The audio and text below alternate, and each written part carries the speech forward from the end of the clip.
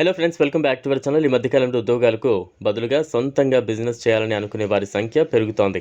ప్రత్యేకంగా యువతలోనూ, మహిళల్లోనూ స్వతంత్రంగా ఆదాయం సంపాదించాలన్న ఆతృత కనిపిస్తోంది. కార్పొరేట్ ఉద్యోగాల్లో ఒత్తిడితో, నిరంతర సమయపాలనతో విసిగిపోయిన వారు స్వయంగా వ్యాపారం ప్రారంభించి తమకు కావలసిన రీతిలో పనిచేయాలని అనుకుంటున్నారు. అంతేకాకుండా తమతో పాటు ఇతరులకు ఉపాధి కల్పించాలని చూస్తున్నారు. అయితే బిజినెస్ ప్రారంభించాలనుకునే ప్రతి ఒక్కరి ముందుంచే ప్రశ్న ఒకటే: పెట్టుబడి ఎంత అవసరం? చాలామంది పెట్టుబడి సమస్యతో వెనక్కు తగ్గుతూ ఉంటారు. కానీ నిజానికి కొన్ని వ్యాపారాలు చాలా తక్కువ పెట్టుబడితోనూ మొదలుపెట్టచ్చు. అటువంటి వ్యాపారాల్లో ముఖ్యంగా బంగాళదుంప చిప్స్ వ్యాపారం ఒకటి.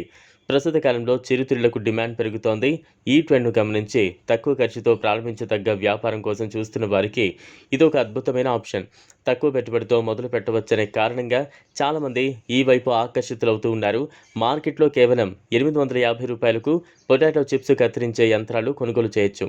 చిన్న స్థలంలో టేబుల్పై పెట్టి కూడా దీన్ని వాడొచ్చు. ఇది ఎక్కువ కరెంటు కూడా తీసుకోదు. అంతేకాకుండా స్థల పరిమితి లేకుండా ఉపయోగించవచ్చు. ముడి సరుకు విషయంలో మొదట 100 నుంచి రూ. 200 ఖర్చు సరిపోతుంది. ముఖ్యంగా ఇంటి వద్ద నుంచే వ్యాపారం ప్రారంభించాలి అనుకునే మహిళలకు ఇది చక్కటి అవకాశం. మొదటి దశలో లాభాలు తక్కువగానే వస్తాయన్న ఊహతో వెనక్కి తగ్గకుండా గమ్యాన్ని గుర్తుంచుకొని వ్యాపారాన్ని విస్తరించాలి.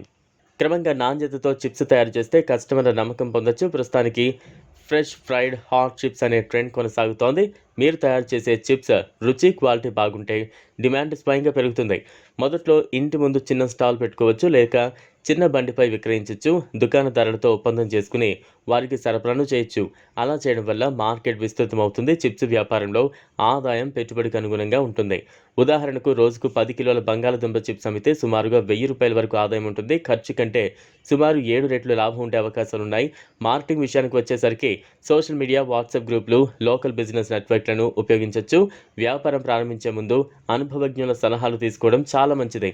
ముఖ్యంగా తొందరపడకుండా వ్యాపారాన్ని చిన్న స్థాయిలో ప్రారంభించి లాభాల ఆధారంగా ఆస్థేతంగా వ్యాపారాన్ని విస్తరించాలి.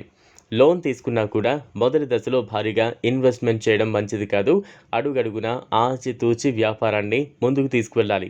ఈ వీడియో మీకు నచ్చినట్లయితే లైక్ చేయండి, షేర్ చేయండి, ఛానల్ను సబ్స్క్రైబ్ చేసుకోండి. Thanks for watching.